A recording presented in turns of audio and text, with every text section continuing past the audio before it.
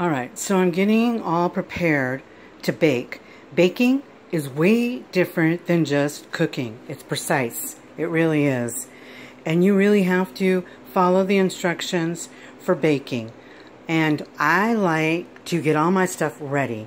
So when I go through the instructions, I make sure, like I'm going to make Toll House cookies. So here's the package. I'm just going to use the basic package.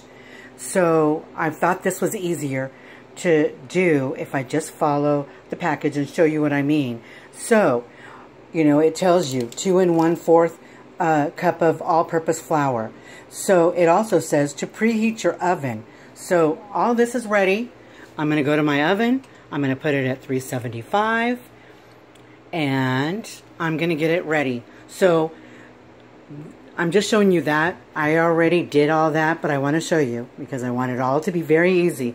So when I turn this on, then I start doing all of this, getting everything that I need for this recipe. And so that's what I'm doing, getting it all ready. I make sure it says 3/4 of a cup. That's what's in here of brown sugar. Packed. That means you push it down to make the 3/4, and it's all packed, not moving. The sugar, it's not that it's packed, but it's 3/4 of a cup. This right here is level, so you want 2 1/4 cup of flour level. Baking soda, salt, 1 teaspoon. Teaspoon is the TSP, teaspoon. Tablespoon is the TBS.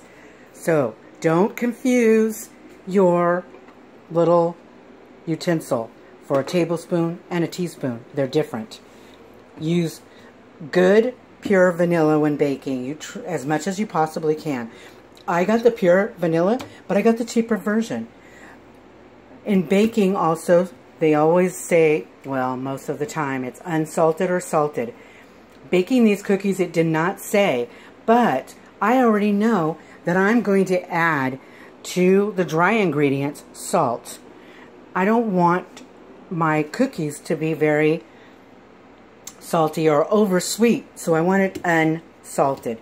I leave these out, and don't leave them on here too long, but you can leave them on the oven if you just take them out because they need to be room temperature. Not soggy, but soft.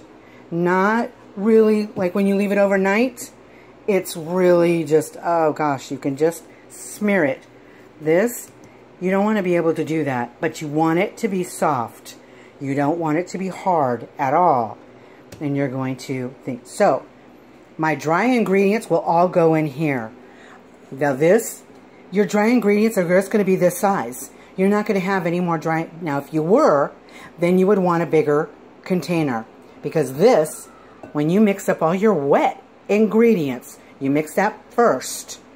Then you start pouring your dry ingredients. Put in a little at a time. So that's how this is going to go. These 2 sugars, the butter, and this extract, all the butter too, are going to go in here with the eggs. And I'm going to mix those up. I have a mixer. If you don't, get a nice mixer and really a nice fork or heavy duty spoon that you can mix really good. Or I would, you know, if you're going to be doing this kind of stuff, baking, you might want to get a mixer. You don't have to get a very expensive mixer.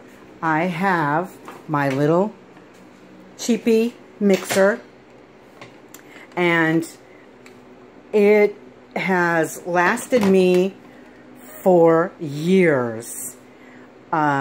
And this is my go-to mixer. It really, really does the job.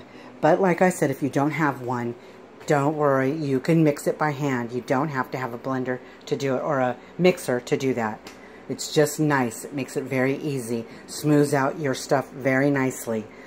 So anyways, that's that. When this gets all the wet ingredients in, then I start pouring in the dry ingredients. This right here is going to go in my wet. That's all the sugars, the white and the brown, the butter, the eggs, and the vanilla. That's going to be my wet ingredients. My dry ingredients are the flour, the salt, and the baking soda. That's all to my dry ingredients. The very last thing you're going to add is your chocolate chips. You can use whatever you want chocolate chips. I happen to like the Nestle's. I like the milk chocolate. You can mix it.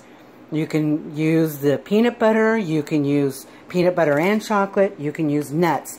But that will all come after you mix all this stuff together.